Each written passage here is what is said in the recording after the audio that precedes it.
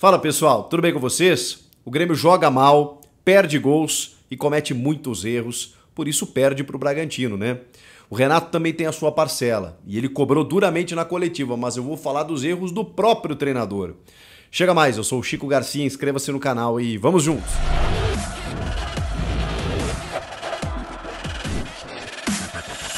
É curioso o que acontece com o Grêmio no Campeonato Brasileiro. Quando acontece esse tipo de jogo, como fora contra o Santos, contra o Vasco, contra o Goiás, muitas pessoas se questionam como é que o Grêmio pode estar na terceira posição no Campeonato Brasileiro. Porque faz o seu dever de casa. O Grêmio é o terceiro colocado no Campeonato Brasileiro como mandante. Atrás apenas do Botafogo e do Palmeiras, se não me engano. Em compensação, como visitante, o Grêmio é o 12º. O Grêmio somou apenas 10 pontos jogando fora de casa. O Cuiabá somou 16 e é o quarto colocado como visitante nesse Campeonato Brasileiro. Imaginem você se o Grêmio tivesse uma campanha como a do Cuiabá, que não é uma equipe que está disputando sequer o G4 do Campeonato Brasileiro. Se o Grêmio tivesse essa mesma campanha, como o Grêmio estaria? É curioso também que o Grêmio, mesmo com toda essa situação, por conta da derrota do Flamengo para o Atlético Paranaense, pode ainda terminar a rodada na vice-liderança. Claro que vai depender de um resultado muito improvável, que é um tropeço do Palmeiras diante do Goiás em casa nesta sexta-feira. Não deve acontecer. Mas vejam como o Grêmio ainda está no bolo.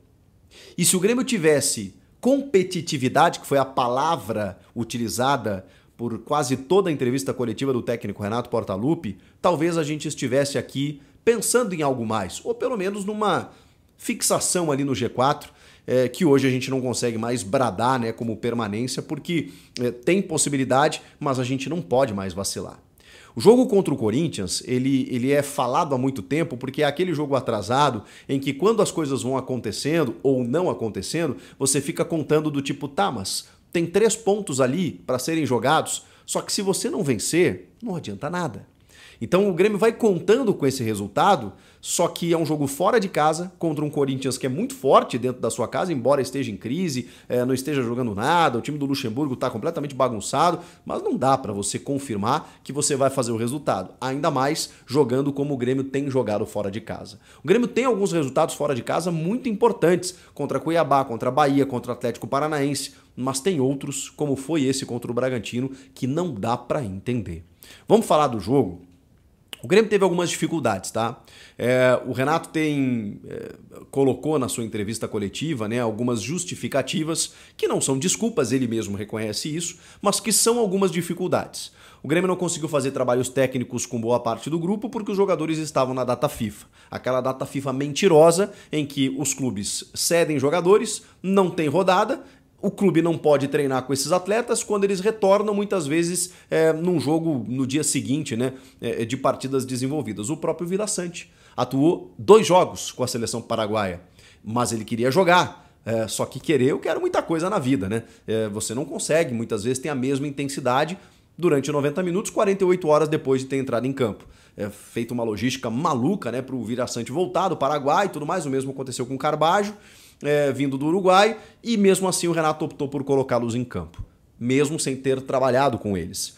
E isso foi visível. Não sei se isso explica o que aconteceu, porque não foram apenas os jogadores que, enfim, estiveram na data FIFA. O Grêmio teve uma folga considerável na semana passada, de segunda a sexta, né? Isso, começou no domingo, na verdade, até a quinta-feira, e o Grêmio se reapresentou na sexta-feira, e isso talvez seja um indicativo. Então é por isso que eu acho que eu não posso tirar do Renato a parcela de culpa, porque ele é o responsável. Quando ele vai para a entrevista coletiva e brada contra os jogadores que não competiram contra o Bragantino, a responsabilidade é de quem? É claro que é dos atletas que não competiram, porque eles que resolvem dentro de campo. E o Renato está no seu direito de cobrar e, segundo ele, cobrou no vestiário. Mas quem é o comandante?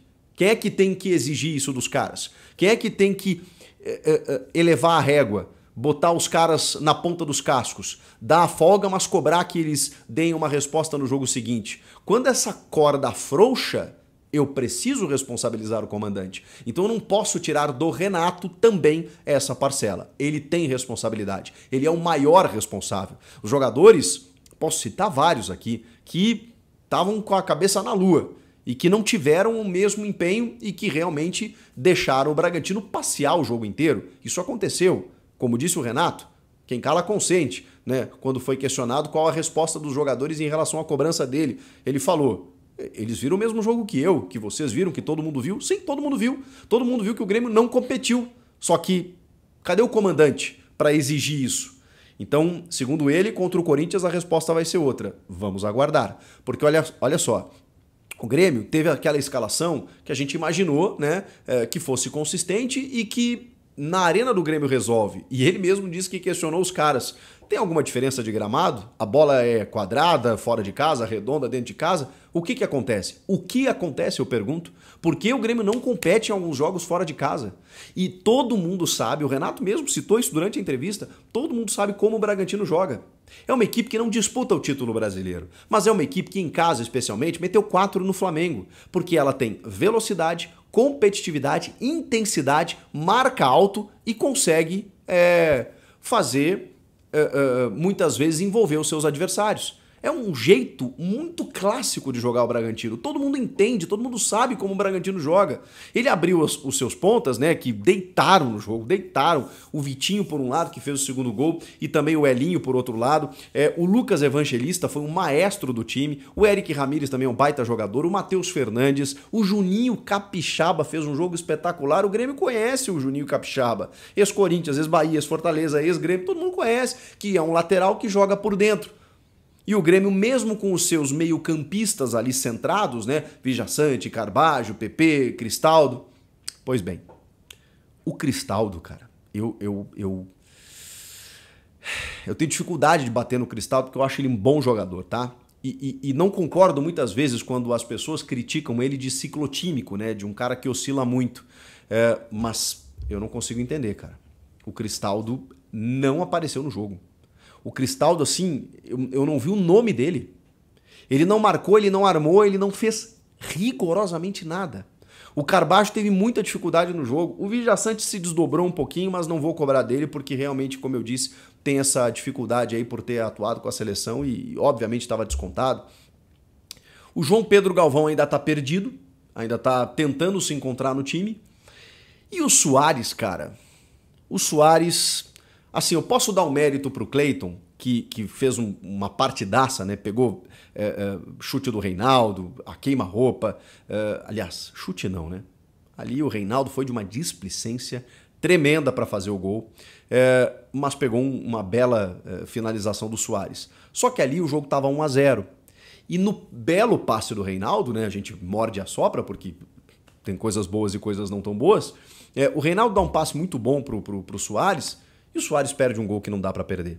Porque assim, por mais que o Cleiton tenha feito uma baita defesa, por mais que é um gol que as pessoas perdem, né? O André Henrique, por exemplo, perdeu um gol no segundo tempo. Eu vou entender que o André Henrique não tenha a qualidade ali, que tenha se afobado com a marcação e tenha dado um bico na bola e chutado onde estava o Cleiton, sendo que o gol estava aberto. O Renato chutou o banco de reserva quando isso aconteceu. Mas era o André Henrique. Eu entendo. O Suárez, ele não é o Suárez à toa. E se eu não posso cobrar de um cara como o Suárez, bom, o Suárez tinha que ter feito o gol de empate. O Suárez ficou perdido por conta do sistema tático e por conta da forma como o Bragantino envolveu o Grêmio, ficou que nem uma barata tonta correndo atrás da bola e não tinha muita aproximação. É fato, ninguém chegava, ninguém colava no Suárez e o Suárez muitas vezes tinha que se desdobrar. Mas também é verdade que quando ele teve a oportunidade, ele não guardou. E aí o Grêmio consegue repetir a sua tônica da temporada, que é um Grêmio que perde gols na hora decisiva. Porque mesmo que o Bragantino tenha amassado em termos de posse de bola, volume de jogo, qualidade técnica e vencido por 2-0, o Grêmio entrega o primeiro gol, é um gol contra, tá? Uma falha bizonha. O segundo também acho que é uma falha do Grando, porque ele espalma no pé do Vitinho. Mas ok, é aquela coisa, né? O gol pontualmente pode ser uma falha e uma entrega do Grêmio em relação ao adversário, mas faz justiça com o que o adversário estava representando dentro do jogo. Mesmo assim, o Grêmio teve chances para empatar o jogo. E até, quem sabe, né, ter uma melhor sorte, porque se o Soares faz aquele gol ali, aquele 1-1 no primeiro tempo, o jogo poderia ter sido outro. Se o Reinaldo faz aquele gol ali na sequência, o jogo poderia ter sido outro. Se o André Henrique faz aquele gol no finalzinho, o Grêmio constantemente perdendo gols por falta de atenção, falta de foco, falta de competitividade, talvez, como bem frisou o Renato na sua entrevista coletiva pós-jogo. Agora, o Renato também, de uma forma desesperada, começou a empilhar jogadores no segundo tempo e aí o Grêmio não tomou mais por detalhe, né? Teve alguns gols até anulados por impedimento, porque o Bragantino começou a entrar. Por quê? Porque aí ele tira todo o tripé de volantes, de meio-campistas e de jogadores ali do centro e coloca 5 atacantes e deixa só o Villaçante, que jogou há 48 horas pela seleção paraguaia, no meio de campo. Segundo ele, o Galdino entrou como volante. Ora, Renato, ele pode até ter entrado ali um pouco mais recuado, mas o Galdino não é um volante, né? Aí até o Juan Manuel Iturbe, que até já pediu para sair para ser negociado, porque não se adaptou, entrou pelo lado direito, já tinha o André Henrique com o Luizito Soares e mais o... Tô esquecendo de alguém. O Galdino, que segundo o Renato entrou, né? O Ferreirinha. O Ferreirinha, que não conseguiu fazer muita coisa, né? E depois ele tirou o Rodrigo Eli para botar o Bruno Alves e depois deu letras sobre falta de competitividade. Eu não vou imaginar aqui que o Rodrigo Eli não teve competitividade. Mas ele deu recados, né? De quem não competir vai sair, que a fila anda, aquela coisa toda, dá aquela ameaçadinha e tal. Eu acho que internamente ele abraça o grupo, o Renato sabe lidar muito bem com esse tipo de coisa, só que assim, a responsabilidade maior é dele. E o Grêmio não pode vacilar nesse tipo de jogo quando a gente fala, e ainda fala, de um time que quer disputar o título, quer perseguir o Palmeiras pelo menos para ser um vice colocado, quer estar no G4 e atuar do jeito que atuou, depois de toda essa parada de data FIFA, de folga para os jogadores, de tudo mais, aí você vai para um primeiro confronto fora de casa e tem uma atuação como essa. Foi muito, muito, muito ruim, deixou muito a desejar e eu espero uma resposta na segunda-feira contra o Corinthians aqui em São Paulo. Porque aí vai dar uma amenizada no que aconteceu. Se não, o Grêmio volta para a Arena e tenta fazer os seus jogos em casa, enfim, para se manter ali no G4, porque fora de casa continua com retrospecto pífio. O que vocês acharam do jogo? Comentem aqui, inscreva-se no canal e eu volto na próxima. Tchau!